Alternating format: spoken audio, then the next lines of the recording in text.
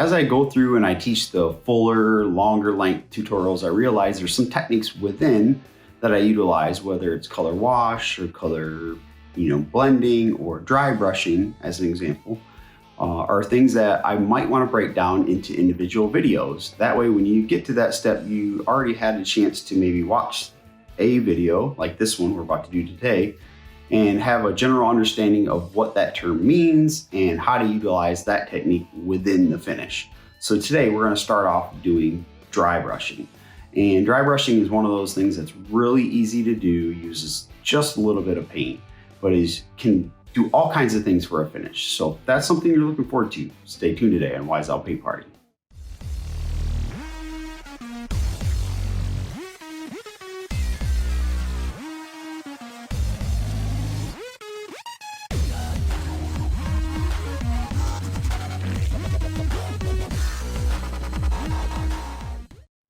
Okay, so the first thing we're going to do is I'm going to bring the camera a little closer and tilt it down and show you a close-up view of this whole technique process.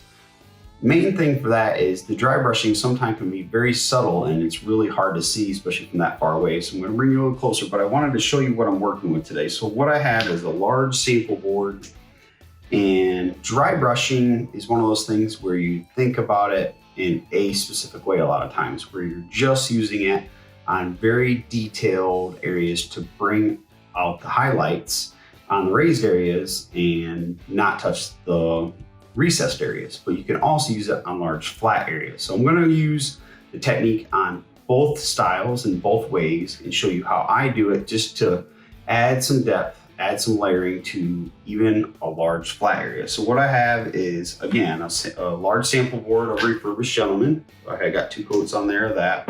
We're going to use Snow Owl for our dry brushing. And what I have for dry brushing is the 1.5 inch micro angle Wise Out Premium brush. And the main thing for dry brushing is you want to have a flat brush. The problem with having something that's thicker and more round, I'll get to in more detail when I get up closer, is when you're laying down the paint, you want it to go really gently. And if you have paint that's sitting on this side, but you're just wanting to put paint on this side, when you press down, the paint will want to seep through and then end up on the other side. And the dry brushing technique is specifically to lay down a gentle amount of paint and not a lot of paint. So again, when I get closer up, I'll show you exactly what I mean by that. But this is kind of my go-to brush for most dry brushing I do. But if you're doing a large flat area, a great option is one of these just El Cheapo chip brushes you can get at any one of your hardware stores. And again, it's flat, or it will be a little bit more flat once I get the paint on there. And it's a good wide space. So if you're doing a large flat surface like this, which I'll show again when we get closer, this is another great option. So that's kind of what you're going to need. You're going to need a base coat of paint, just the basic. You're going to do base coat of paint. You're going to do secondary paint with whatever color. If you want to do highlight or low light, you want to go darker or lighter, doesn't really matter. It just depends on what you're trying to do with your finish. And then a couple of good brushes. So something that's thin. You don't want anything rounded or oval. I'd say flat is the way to go for this type technique. So again, I'm going to bring the camera, tilt it down, and I'm going to walk through the steps exactly how I would do it across large flat areas, raised areas, and I have actually painted over the hinges and the hardware for the sample. And then we're also going to do a picture frame that has some really cool carved details that's going to pop as soon as we add the dry brushing technique to it. And we're also going to use some of our Heavy Metals Gilding paint to show you just even that much further that you can take it if you go ahead and try this dry brushing technique. All right, now I got you all zoomed in. We're going to go through from start to finish. So first things first, you're going to need to load your brush and then offload your brush to get to the dry brush technique. So it's called dry brushing because you're going to have the most minimal amount of paint on your brush to the point where you're almost not even getting any paint from your brush if you were to brush it on your hand. And that's the whole idea of it, is just gentle, very thin, very small amount of paint that you lay over the top, which will make all the highlights or the raised areas highlighted.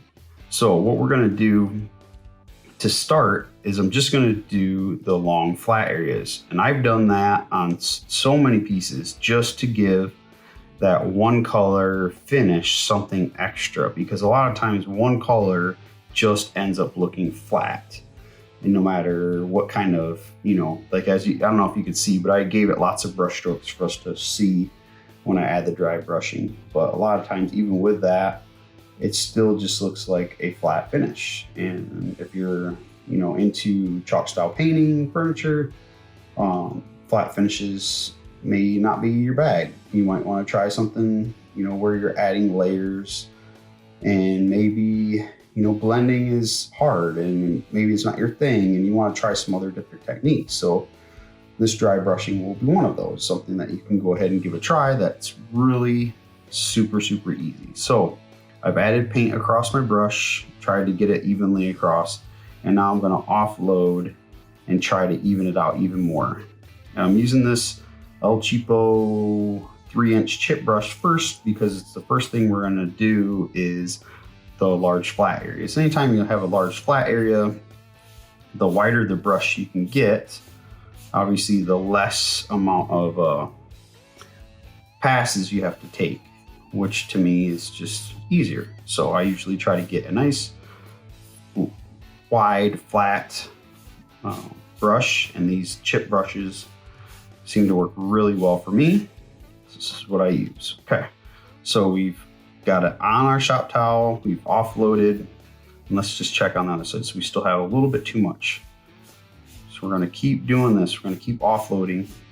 And this initial pass that you're doing, so you're dipping it in your can, you're bringing it over here and you're offloading, is gonna take a little bit. From here on out, you probably just get a little bit on the tips and drag it on your brush, and we'll go back here in a second. So I have paint on, offloaded, and now you're gonna take your brush and you're just gonna simply drag it. Oh, so gently. And I'm not even really pushing, I'm just allowing the weight of the brush to go across. And as the paint comes off, you can push a little harder. But you can see it's just leaving this nice overlay of streaks of white over snow owl. And then all my brush strokes that I put in it from below are starting to peek through. And now you can see how this could add that layer of depth to your finish, because it's showing those brush strokes, different layers of color, because it has the refurbished gentleman, and then the areas where it's lightly hit the snow owl is a variation of, and then the areas where it's a little thicker, it's just the snow owl. So you're just laying it across. And again, if you use a wider brush like this, the less passes you have to do.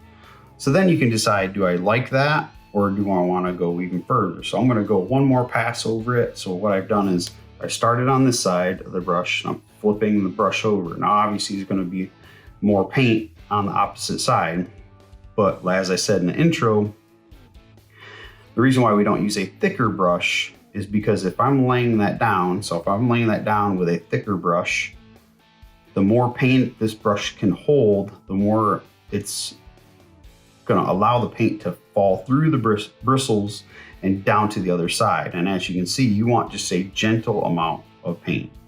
You don't want the paint to seep through the bristles and then down the other side and then leave big blotches everywhere. So the thinner the brush, the better, because you can control the paint so much easier. So, okay, so we're gonna flip our brush over and we're gonna go over it one more pass all the way across. And the other thing that's really cool about this, it's just not a lot of paint. I mean, it's the most minimal amount of paint, but it's pretty dramatic on how much it changes what was a one color flat finish into something new and unique and different. And of course, if you don't like it, it's just paint, right? So you can paint over it. You could do another layer of refurbished gentleman, dry brush over top of that, and start adding more layers, or to minimize this look if you didn't end up liking this. So, and as you paint or dry brush, the brush will become more and more dry. You can see there's hardly any coming off, right? Barely. And as that happens, you can push a little harder down onto your finish with your brush and decide just how much you want to show.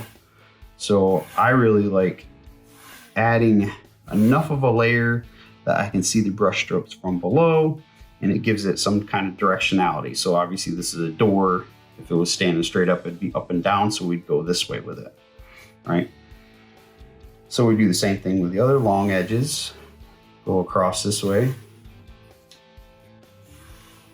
And you just, as you probably saw me, I flip kind of my, just naturally at this point.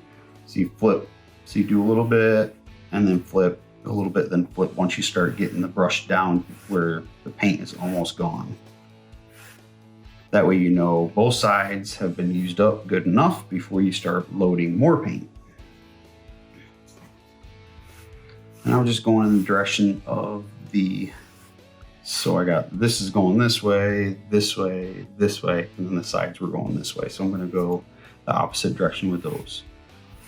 So this is just a cool way, again, to dry brush another layer of paint, to add some depth, add some character, show some of the brush strokes with a new technique. Now, I have my 1.5 inch microfiber or micro angle brush to do more detailed areas. So what we're going to do is I'm going to get in and around the hardware and show you how that's going to pop and get brought to life. And then I think we'll come back to, and I want to show a little bit of how I do corners with the dry brushing technique as well. So we're going to pause right here, and I'm going to get you a little closer to the hardware with the micro angle. All right, so we're going to do this kind of hinged area and then the knob over here with our 1.5 inch Wiseowl Premium micro angle brush. And so we're going to do the same thing. We're going to get just a little bit of paint. So just a little bit of paint, just like that. And then we're going to offload. And this is where we'd go to get more if we needed to, like if we're doing a larger area. So I left, here, put it up here. I left a little puddle towards the front. And then I'm pulling, offloading, going away from that. And then when I need to reload, instead of going to the can, I just dip a little here and continue that offloading process going this way. And again, you're just trying to get as much of the paint evenly distributed on both flat areas as possible and pulling as much off as you feel like is still going to be useful once you actually get to the piece. Okay, so that's all we have. So now we're going to go over this area and I'm going to kind of show you how it changes. So it looks flat. The only thing that you're seeing that's a different color is the shadowing. Now we're going to add some highlights to it. So you're going to have highlights, main color, and then the shadowing that'll still be in place. And it just, again, adds to the overall look. So we're just going to drag over the top and we're going to drag over the edges. So you can see I'm just pulling the bristles or filaments from this way, that way, over the edge, pulling it into, so basically pulling and dragging the paint into the corner and allowing those corners to just kind of get highlighted. So we're going to do the same thing on the other side, and I'm hitting the little screw or bolt that's in there and doing the same thing, coming all the way across and just adding to. Now we have this long edge. I kind of want to go with that like this, continuing to add a little bit of more detail. We're going to go across the hinge down here, again going from the edge across. And the main reason for that is if you're doing it this way, you're adding highlights to the raised areas, right? And anything that has a hard corner like that, if you give it that really defined highlight, it blends with the rest of it. So if you're doing the highlighted or the raised areas, you want all the raised areas to get this dry brush technique. So you don't want to leave all the cornered edges of this hinge and then do all the raised areas everywhere else, because then it wouldn't be a cohesive looking finish all the way across. Okay, so I'm just going to take my brush, and again, as it gets dry, the more it gets dry, the more you can add a little bit more push on your brush. And then you can kind of play like, okay, I want a little bit more on this side, just to add to that look. And again, if you hate it or if it's too much, you can obviously go right back over it with more Refurbished Gentleman and bring it back just a hair if you want to. And it's such a minimal amount of paint, really easy to do. It wouldn't be any trouble at all. So it's good to just be able to play and see what you can come up with. Okay, so you can see how much that's changed. So let me see if I can move this over. So you have this over to that. You can see how much of a difference that made from just adding that dry brush. All right, so now we're gonna do the knob, and I'm gonna do the same thing. So I'm gonna go to my brush, my little shop towel. I'm gonna add some paint, just a little bit on both sides. I'm gonna offload. So there's just a minimal amount. And then we're gonna come back to the knob. So again, we're trying to get the cornered raised areas. So we're gonna drag across the cornered edge, pulling into it just like we did the hinge. And then now, because this has cornered edges all around, I'm just gonna kind of go with the flow of the knob itself. And then we're gonna get down to the plate and do the same.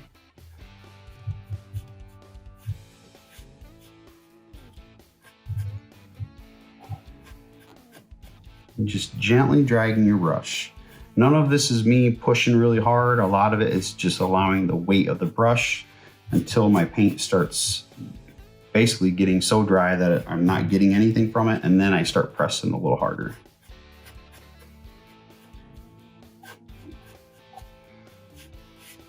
And there we go, just like that. So then once we get this set up like that, then you can start going over it even more and more, or go back to the Refurbished Gentleman, depending on what you want to do. So like some of this, I'd like to fill in some of the gaps, kind of like how I did over here. So I just take my brush, now that I know there's a little less paint on there, and I can push a little harder.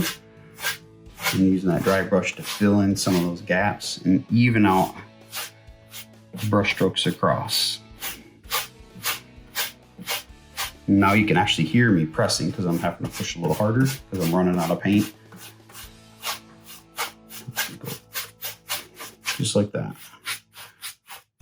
Now, if we're talking about corners, a really cool way to do corners, because again, you want those cornered edges to be, you know, like the hinge where it's a highlight. It's an actual, almost like a white line of paint, because you want those really cornered edges to be that dry brushed color. So I'm gonna do the same thing, get some paint on my brush, and I'm gonna drag in from the out across, so it's pulling the paint off of my brush. And I'm gonna do that across both sides of the corner. So I'm gonna go kind of back and forth and then blend it in. So as I go in from the corners will be more highlighted, and then the further out you go, the less they will. They still will be, but less. So it's kind of highlighting the corner and going out. And then you can kind of do that up all along the edges. Dry brushing it as you go. And there you have it, just like that. So again, you can see the hinge is a great way I could show you of just the big time difference that you get from one side to the other. But it's not just about doing those, you know, unique carved raised areas. You can actually do a whole piece using this as your your finish, your overall finish, just doing a dry brushed, layered look across the whole piece. When you think about it, if you were to add a gray over top of this and then refurbished gentleman over that, you could just do layers and different combinations of things with just the most minimal amount of paint and completely change the look of your piece. So that's it for the hinges, the knobs, and the flat area. And next I'm going to bring up a picture frame that I've painted that has all these really unique carvings all over it. And on that, we're actually going to do 2 layers of dry brushed paint, where I'm going to do the snow owl, and then I'm going to add a little bit of our heavy metals gilding paint to show you just how you can kind of upcycle an old picture frame either you have at the house or something you find at a garage sale using this dry brush technique, and just completely change the look of it. All right, so now I've kind of gotten you a little bit flipped around and a little bit closer, because the next step for dry brushing, and probably where people use this the most, is on these really cool carved, highlighted, raised areas that you would see, in and throughout a piece, or like this on a picture frame. So I wanted to go over just showing you like this basic method as well. So we showed you over large flat areas is a really cool technique to use to totally change up a finish, give it more of a depth, layered look, especially if you went ahead and did more than one layer of dry brushing. But for your most general use, this is kind of what people would use it for. Like pretend like this is, the carving on the side of a dress or something like that, and you want to bring out the highlights. So again, I got a El Cheapo chip brush to start with for the white. And what I'm going to do, I got a little bit of white on here. Again, pulling it off, flipping it over, evening out the amount throughout my brush, just like we did in the first round. And then we're going to gently lay it over the edges. And I'm going to go ahead and do white first, and then we're going to do some heavy metals gilding paint as well to show you that layering that I was talking about. So look at how cool that is. And just gently, oh so gently, over the raised areas, leaving the recessed areas that same refurbished gentleman, in this case, color. And you could see just how quickly the piece went from one flat color with only the shaded areas showing a depth of color to now you have depth color into the shadows all the way out to this new highlighted color that you're creating with dry brushing. And it's just this simple. I mean, you just get a little bit of paint on your brush and you just drag it ever so gently over the top. And every area that has a little bit of an edge to it is going to capture some of that paint and allow you to just give it beautiful highlighting. Now I'm going to go a little bit heavier across here because I'm going to add some to that flat area ever so slightly. And then when I do the dry brushing of the gilding paint, I'm just going to hit the very, very tips. So we're going to have a graduated layering effect where we started with Refurbished Gentleman, went to Snow Owl, and then on top of that will be the gilding paint. So again, we're just going back to our can, getting a teeny tiny amount. I'll show you here just a little bit. That's all you need. Discharge off onto a shop towel, flip your brush over a couple times to even it out really good. And again, just kind of using the brush's weight. Look at that, look how cool that is. That's all there's to it. Just nice and gentle, not a lot of paint. And then you can decide how heavy or not you want it to be based on how much pressure you push. I usually start with very, very gentle pressure because you don't know if you didn't, maybe I didn't discharge enough paint. And if I get too heavy handed, then it's gonna blob on there and then I'm gonna have to go back over it with Refurbished Gentleman to fix that. But that is the cool part about it. At the end of the day, it's paint. You know what I mean? You're learning a new technique. Hopefully, maybe this is something new for you today. You're learning and you might be a little intimidated, but at the end of the day, it's just paint. So if you don't like it, you can just paint over it. And trust me, I've done it plenty of times. I did a little bit too much here or there, especially with this dry brushing. I didn't discharge enough, and I decided to go back my original layer and use that same original layer and dry brush back over top of it. And just, it basically erases that snow wall and makes it go right back to the way you wanted it. So look at that, look at how cool that is. So this like dollar store frame that I got is actually plastic, if you can believe it, that I painted with Refurbished Gentleman. And then now I'm going over top of it, dry brushing over all the cool carvings and everything with snow wall. And then once this dries, we're gonna come back and we're gonna do even more gentle approach of adding some gilding paint. And you can use any one of our gilding paints for this. You just gotta think about like what you have, like if this is going into our bedroom as an example, the hardware of the dresser I'm gonna paint, I'm gonna use maybe the same kind of gilding paint. So you can tie it into the decor of your room, utilizing our gilding paints in with not just your furniture, but other little things here and there within your home. So like a lamp, candlesticks, picture frames. And this would be a really easy way to add that same color that you did to, say a dresser into something else to tie it all in. So you don't have to go try to find the same exact gold somewhere at the store. You can just add it in yourself. And with this technique, you don't need a lot. It's very easy. And as you can see, I'm just kind of going over it here and there, adding a little bit more like I did at the very end of the flat surface, just giving a little bit more to it. And then you could have just stopped where I started at and been good, but I know I'm gonna do some gold over top of this. So I wanna have it be a graduated look. So it started with the blue, up to the white, and then gold just on the very tips. So I'm gonna get just a little bit more paint, do one last pass over of this thing. But how cool is that though? I mean, such a dramatic change just by doing this one little thing in such a teeny tiny amount of paint, which is always good too. Not a lot of supplies needed to go ahead and give a piece this technique. All right, look at that, look how cool that is. So what I'm gonna do now is I'm just gonna let this dry a little bit, and then I'm gonna come back with the gold. So 2 little pro tips, okay? Do not use a wet brush. So I had a different 3-inch El Cheapo brush, and then another 1.5 inch, which I'm gonna use for gold here in a little bit. And they were still wet.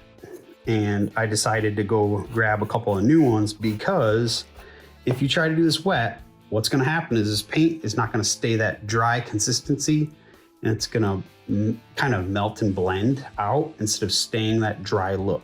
And it's gonna ruin it, it's not gonna work. So this is the one time you don't wanna prep your brush. You wanna leave your brushes as dry as possible.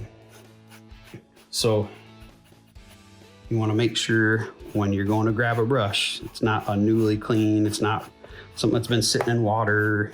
You want it to be dry all the way through. All right, there we go. Just like that. Cool. All right, that looks really cool. Yeah, so that's gonna be it. And then I'm gonna do some heavy metals gilding paint. I think I'm gonna use this gold dust here, and then I'll kind of talk through what you can do after that if you want to continue to create this finish that we're now creating by layering using the dry brush technique. All right, now continuing on, our second pro tip is not only to ensure your brush is completely dry, but also that if you're gonna layer dry brushing, that your layers below are completely dry before you add to it, because wet paint to wet paint equals blending, especially with water-based products, which is what Wise-All is. So you wanna ensure it's completely dry. So we've given it plenty of time for it to dry. Now we're gonna get, look at that, just a little bit on our brush of our heavy metals gilding paint. And this is gold dust using my 1.5 inch micro angle brush, Wise-All premium brush. And we're discharging off on the sides here and evening the paint out just so slightly. So it looks like that. And then we're gonna just drag across the top and give it this nice little faint hint of gold just across the edges. So I'm gonna try my best to just give it a little bit and not get it down too far. So that way we have the graduated look, we have the layered look, we have blue, white, gold. So let me see here if I can do this. There we go. Just like that. Flip my brush over and just gently. Don't need to push. Kind of let the brush do the work, the weight of the brush do the work, pulling across the raised areas. And now you could do it like I did the white, getting it everywhere if you want to. I mean, that's totally up to you. I'm just kind of showing you another way to layer it and continue to keep all of the colors all in one. Because if you did the white and then just covered it all up with gold, there would have been no reason to do the white.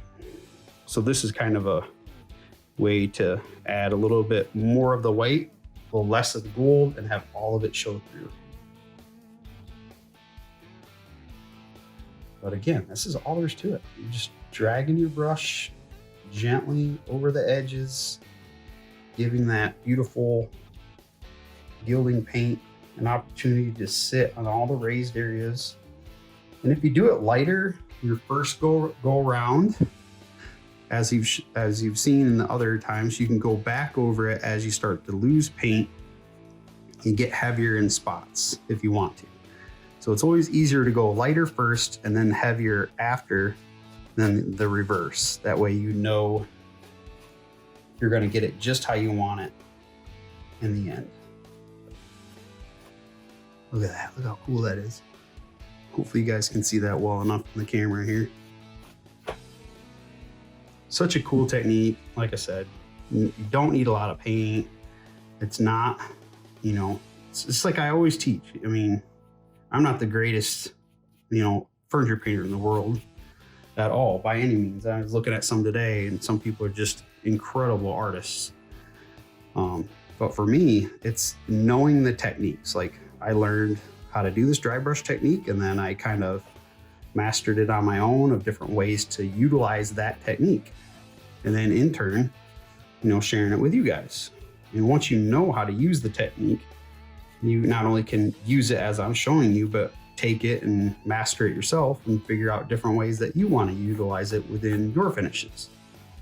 So one of the reasons why I love doing these videos, the whole create, share, and inspire thing, you know, creating something, sharing how the heck I did it, and hopefully inspiring folks to give it a try, especially if you're brand new to painting furniture, you're just finding this video, you know, and you're like, wow, that's really cool. I want to do that to a picture frame in my house. And then maybe that leads you to trying it on a piece of furniture in your house. You know, that would be really cool. But that's what these videos are going to be about, especially doing these more technique driven stuff. You know, this one's going to be all about dry brushing, and we'll have more on different techniques that you can use on furniture with our paints, and then maybe some soon on what you can use on walls, knowing that we have wall paints that you can use and do some really cool different painting techniques on. Look at that though, it's really cool. And you can see you still got some of the white down in there. You got the refurbished gentleman, and now you just have that beautiful highlight of gold dust heavy metal gilding paint. And then, as I said, if you're like, this needs a little bit more, you push, give it a little bit more paint. Like on these really, the higher raised areas around the edges, I want them to be a little bit more thick with the gold. So I'm gonna go back over it. Just like that. But that's it, that's all there is to it. I mean, it's fun, easy, use a little bit of paint. It's a great technique to learn if you're starting out and figuring out, well, I could do this and use it in so many other different kind of cool ways on pieces of furniture I want to paint. This micro angle is really amazing for this too, by the way, because it's flat. It's got the little point to it, so I can get down here and lay it across those little bumps that are down there. This is a great brush for this technique too. When you're doing more detailed areas, the big flat areas, you can grab that El Cheapo one I just showing you earlier, but this one is the one when you're really wanting it to be specific. All right, I think that's about it. I mean, how cool is that? And that, folks, is dry brushing. All right, and there you have it, dry brushing.